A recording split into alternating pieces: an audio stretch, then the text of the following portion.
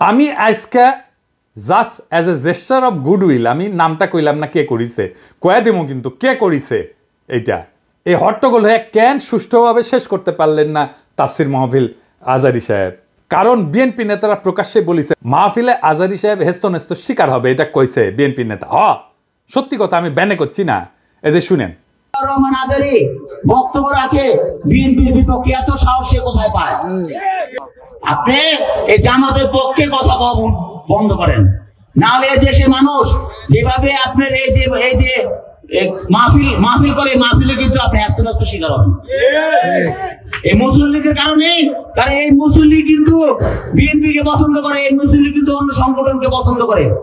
কিন্তু আল্লাহর নামে স্লোগান দিয়ে ধর্মের কথা বলে মাথায় টুপি লাগিয়ে পাঞ্জাবি পরে বিএনপিকে বকবেন না আপনি তাহলে কিন্তু আস্তে শিকার হবেন আবার যে কোনো মুহূর্তে কিন্তু আপনি দেশান্তর হতে পারেন ঠিক তার পরদিন এই ঘটনা ঘটলো তার আগে তো অনেক নেতা রিজভী ভাই তার সহকর্মীদের তাতায় রাখছে এখন আজারির উপর কেন বিএনপি বিলা দুইটা কারণে এক বিএনপির তো জমায়েত করতে টাকা খরচা হয় এমন কোনো বক্তা নাই যার বক্তৃতা শোনার জন্য লাখে লাখে মানুষ যাবে খালেদা জিয়া বা তারেক রহমান আসলে যাইতে পারে কিন্তু দেশে আছে এমন কোন নেতার বক্তব্য শুনতে এখন আর যাবে না লাখে লাখে লোক আর আজারির বক্তব্য শোনার জন্য স্মরণকালে সর্ববৃহৎ সভা হচ্ছে যেটি যাচ্ছে সেটি হচ্ছে এটা গা টাটাইতেছে বিএনপির জনসমাগম মানে ক্ষমতা বুঝছাও আমাদের ভিডিওর ভিউ গেলে ক্ষমতা আমাদের পোস্টের লাইক শেয়ার ক্ষমতা এই ক্ষমতাকে বিএনপি চ্যালেঞ্জ মনে করছে আর দুই নাম্বার ইন্ডিয়ার ডরায় জনপ্রিয় ইসলামী বক্তারে এই জন্যই তারা চড়াও হয়েছিল মৌলানা দেলাওয়ার হোসেন সাইদের উপরে আজারি সাহেব ইভেন বিগার থ্রেট তাদের জন্য বড় ভয় কারণ সংঘবদ্ধ মুসলমানে তাদের ভয়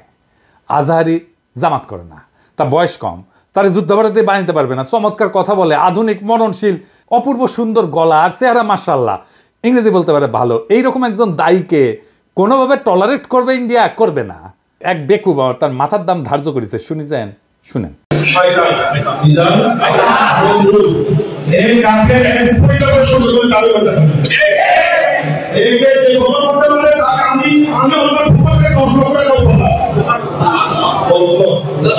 দেখেছেন তার জানের উপরে উঠে গেছে পুলিশকে করছে ওই হারামজাদার এখনই ধরে প্যাকেট করেন ওই যে কইছে 10 লাখ টাকা দিবে ও প্যাকেট করেন বিএনপি নেতারাও খুব অপমানজনকভাবে কথা কইছে যে আজারি হুজুর পিছে লাগিছে দেখেন দুদু ভাই কয় আজার নাকি মাজার কি যেন আছে দেখেন শুনেন ওই যে কে যেন আজার নাকি মাজার একজন আছে দুদু ভাই আপনারা যে বিএনপির দুদু বলে এটা জানেন হ্যাঁ দুদু বুকের দুদু নাম বিকৃত করেন কে বেদবি কুটি থেকে শিখেছেন আপনার কর্মী আপনার কথা না শুনে আজারি হুজুরের কথা শুনবি এটা জানেন না তো কর্মীর সাথে তো যোগাযোগ নাই জিজ্ঞেস করে দেখেন আজারি হুজুরের নাম শুনলে কয়বার সালাম দেয় শুনেন আর আপনার পিছে যায় কি কয় শুনেন নিজেরা বেশি হারকুলিস ভাবেন না বুঝছেন উগলের দিন বাগে খেয়েছে আওয়ামী লীগ আমলে ওয়াজে আইসা আওয়ামী লীগ নেতারা চড়াও হইতো না দেখেছেন না চড়াও হইতো না এখন বিএনপি নেতারা চড়াও হচ্ছে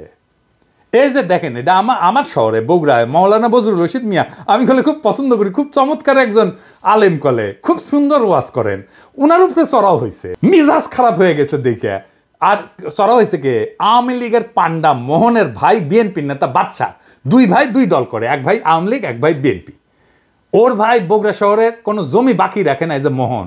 দখল করেছে দুই ভাই দল করে সিস্টেম কইরা এখন আরেক ভাই রাজত্ব চালাইতেছে বগুড়ায় এটা আগা পাঁচতলা দুর্বৃত্ত ফ্যামিলি শোনেন কি করিছে কিসের ভাষা ভাই আমরা আমাদের দেশে থাকি না আমরা দেশে থাকি না ঠিক আছে আপনি বলেন কেন যে আল্লাহু আকবার একবারই ছাড় দেয় না আমাদের প্রত্যেকটা এই প্রোগ্রামে দেখো না এই জায়গাতে আমি কি বুঝতে পারছি চাকে শোনেন না এখানে যে কোরআন শরীফ তেলাওয়াত হলো একবারই দিছে আল্লাহু আকবার হাম্মাম করতে আর দেয়নি এটা ঠিক না তার মানে দিছে তো না তার মানে দেয়নি দিছে তো একবার দেখ 10 বার দেখ দিছে আপনারা কোন আওয়ামী লীগের মধ্যে দিছে আপনি তো বললেন একবারই দিছে আর দেয় না এটা তো ঠিক না আমি একটু আমার প্রধান বক্তার সাথে দ্বিধা করেছিলাম যে উনি বলতে চেয়েছিলেন যে একবারই হাম্মাম সাহেব বলছেন এটা তারপর কি বলছেন আমি আসলে এই করি যখন বলছে একবার বলেছেন আমি সেটাকে দ্বিধা করেছি আমরা ইসলাম কারো ব্যক্তিগত সম্পত্তি নয় ইসলাম সকল মুসলমানের সম্পত্তি কেউ যদি মনে করেন এটা আমার ইসলাম আমার একাধিক আর করো না এটা তো সঠিক না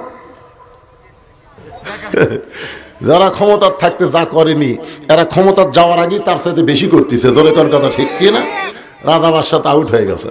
মাহফিলে যারা যাবেন, কোন রাজনৈতিক নেতা যদি আলেমের সাথে বেদবি করে না, একেবারে পায়দা ফেলাবেন, পারমিশন দিলাম, আমার নামে যেন কেস দেয়, আমি কয়ে দিছি। আর হুজুরেরা আপনাদের বলি, বেদবি নিয়েন না। আপনারা কোন আক্কেলে এই সমস্ত রাজনৈতিক দুর্বৃত্তদের ওয়াজের মঞ্চে আপনাদের পাশে বসতে দেন? ওদের সেই যোগ্যতা আছে আপনার পাশে বসার? পাবলিকে তো আপনার ওয়াজ শুনবার এসেছেন নাকি? ওই বাঞ্চাতগুলো ক্ষমা দেখবার আসছে, তা তো আসে নাই। আমি দুঃখিত, মুখ খারাপ করলাম, হুজুর বেয়াদবি মাফ করে দিয়েন, কিন্তু এ তো মেজাজ খারাপ হয়ে যায়। তো আপনি কেন ওগ্রে পাশে বসান কেন? আপনার ওয়াজের জমায়েতের ফুটেজ খাবার আসে, ওই হারামজাদা নিজেরা দেখলে তো পাবলিক আসবে না, কথাও কবার পারে না। আপনার ওয়াজের জমায়েতের ফুটেজ খাবার আসে, এটি এসে সে দেখায় যে আমি মেলা বড় নেতা। এগুলোর পাত্তা দিবেন না, দাবরানি দিবেন, সাইজ হয়ে যাবে। ওয়াজের দিন তারিখ যেদিন ফাইনাল করবেন ওই সময় কয়ে নেবেন মঞ্চে, যেন কোনো রাজনৈতিক নেতা না উঠে। এই হারামজাদাগুলো সেকুলার সাজে, কয় যে ধর্মকে রাজনৈতিক উদ্দেশ্যে ব্যবহার করা যায়। তুই উঠিস কেন ওয়াজের ইয়েতে? তুই রাজনীতি করিস তো, তুই ধর্মকে ব্যবহার করিস কেন? তাইলে তুই উঠিস কেন ওয়াজের স্টেজে, মঞ্চে? কোনো রাজনৈতিক নেতাদের বক্তব্য দিতে দেওয়া যাবে না।